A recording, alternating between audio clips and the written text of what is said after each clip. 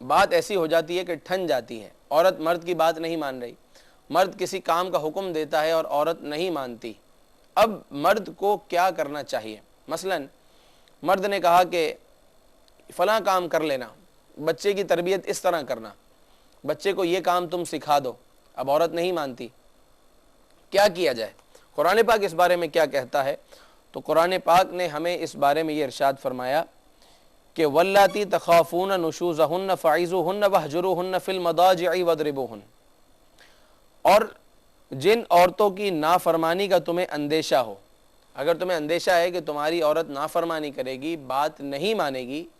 تو کیا کیا جائے؟ فعظوہن، انہیں سمجھاؤ،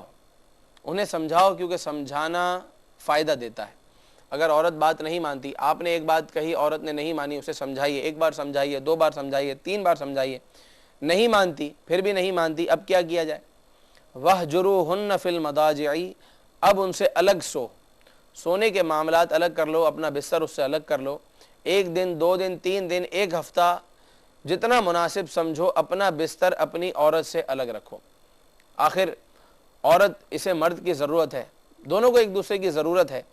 اور جب وہ دیکھے گی کہ میرا جو مرد ہے، میرا جو شوہر ہے، وہ مجھ سے الگ سوتا ہے، مجھ سے دور دور رہتا ہے، مجھ سے کلام نہیں کرتا،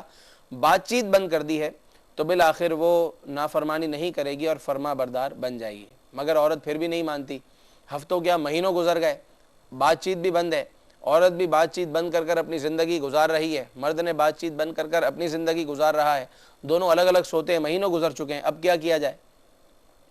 تو تیسرا اسٹیپ یہ بیان ہوا وَضْرِبُوهُنَّ، اب انہیں مارو، یعنی عورت کو مارنے کی اجازت ہماری شریعت نے دی ہے کہ شوہر اپنی بیوی کو مار سکتا ہے، مگر کب؟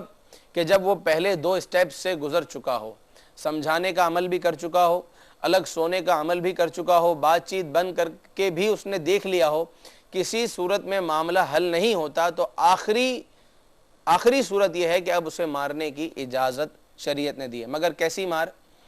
بالکل معمولی سی مار مارنے کا شریعت نے اجازت دی ہے، یعنی یا تو مسواک سے، مسواک کیسی ڈنڈی ہوتی ہے، لکڑی ہوتی ہے، اس سے 3 مسواکیں مار دیں، یا ہاتھ سے 3 ہاتھ لگا دے، اور ایسی مار مارے کہ اس کے جسم پر نشان نہ پڑے، اور مارنے میں یہ احتیاط ہو کہ نہ سر پر مارے نہ چہرے پر مارے،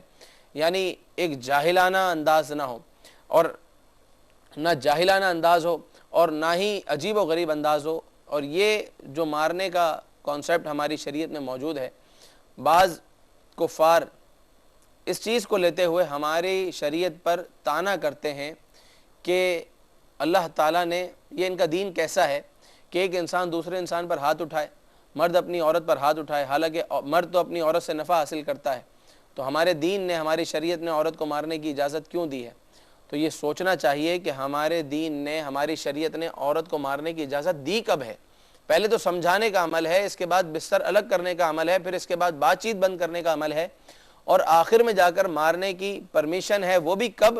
اور کس انداز میں کہ وہ مار اتنی شدید نہ ہو۔ اس مار کے اندر بھی کافی کیٹیگریز ہیں، اور جو جاہلانہ انداز میں اپنی عورت پر ظلم کرتے ہیں، مارتے ہیں، چہرے پر مارتے ہیں، بال کھینچتے ہیں، وہ شریعت کے حکم پر عمل نہیں کر رہے، بلکہ دین اسلام پر ایک ایسا عمل کر رہے ہیں کہ دین اسلام ان کے اس عمل کی وجہ سے بعض اوقات بدنام ہوتا ہوا بھی نظر آتا ہے۔ تو ان کا یہ عمل سراسر شریعت کے خلاف ہے، اور ان کا ایسا عمل کرنا یہ دلیل نہیں بن سکتا۔ بہرحال آپ مدنی چینل کے ناظرین یہ سمجھ چکے کہ اللہ تبارک و تعالی نے جو عورت کو مارنے کی اجازت دی ہے وہ کئی کنڈیشنز کے ساتھ ہے، اور اس کے اندر بھی بہت آگے جا کر مارنے کی اجازت بہت تھوڑی مقدار میں ہے۔ پھر بھی اگر عورت نہیں مانتی، پھر کیا کیا جائے؟ عورت اور مرد کے اندر جھگڑا ہو جاتا ہے، اور ایسا جھگڑا ہو گیا کہ اب وہ سلجھ ہی نہیں سکتا، وہ ایسی الجھن ہو چکی ہے کہ اب وہ نہیں سلجھتی، میاں اور بیوی دونوں مل کر اسے نہیں سلجھا سکتے، تو اب کیا کیا جائے؟ قرآن پاک کی آیت نمبر 24 میں، اس سورہ نساء کی آیت نمبر 24 میں ارشاد ہوا، 25 میں، وَإِنْ خِفْتُمْ شِقَاقَ بَيْنِهِمَا، پھر اگر تم کو میاں بیوی کے جھگڑے کا خوف ہو، فَبْعَثُوا حَكَمًا مِّنْ أَهْلِهِ وَحَكَمًا مِّنْ أَهْلِهَا، تو ایک حکم، ایک گروہ مرد کی طرف سے آ جائے، اور ایک گروہ جو ہے وہ عورت کی طرف سے آ جائے، یعنی لڑکے والوں کی طرف سے کچھ سمجھدار لوگ آ جائیں، اور لڑکی والوں کی طرف سے کچھ سمجھدار لوگ آ جائیں اور یہ دونوں گروپس مل کر آپس میں مشاورت کریں، مشورہ کریں اور دونوں کے قصور، دونوں کی غلطیوں کو سامنے رکھا جائے. اور اللہ تعالیٰ نے ارشاد فرمایا ان یریدا اصلاحا، اگر وہ دونوں گروہ اصلاح کرنا چاہیں، اگر وہ دونوں گروہ صلح کروانا چاہیں، یوفق اللہ بینہما، تو اللہ تعالیٰ ضرور ان کے درمیان میل پیدا کر دے گا، یعنی ان کو ملا دے گا. اور اگر وہ جو آنے والے ہیں وہ جھگڑا کرنا چاہیں، دور کرنا چاہیں، جب انہوں نے دور کرنے کی ٹھان لی ہو تو اب اللہ تبارک و تعالیٰ انہیں نہیں ملائے گا. اگر وہ خاندان والے اچھے ہوں گے اور ملانا چاہیں گے تو اللہ تبارک و تعالیٰ ان کو ملا دے گا. یہ ہمیں طریقہ کار بھی شریعت نے بیان کیا کہ مرد اور عورت اگر اپنا مسئلہ خود نہ حل کر سکتے ہوں تو ان کی طرف سے ایک ایک حکم آ کر مسئلے کو حل کریں. سورہ نساء کا یہ سبق جاری ہے اور اس میں چوتھے رکوع کے اندر اللہ تبارک و تعالیٰ نے وضو کے احکامات بھی بیان فرمائے اور تیمم کے بارے میں بھی ارشاد ہوا، غسل کے بارے میں بھی بیان ہوا. اس کے بعد یہ وضو اور غسل وغیرہ کے احکامات، آیات محکمات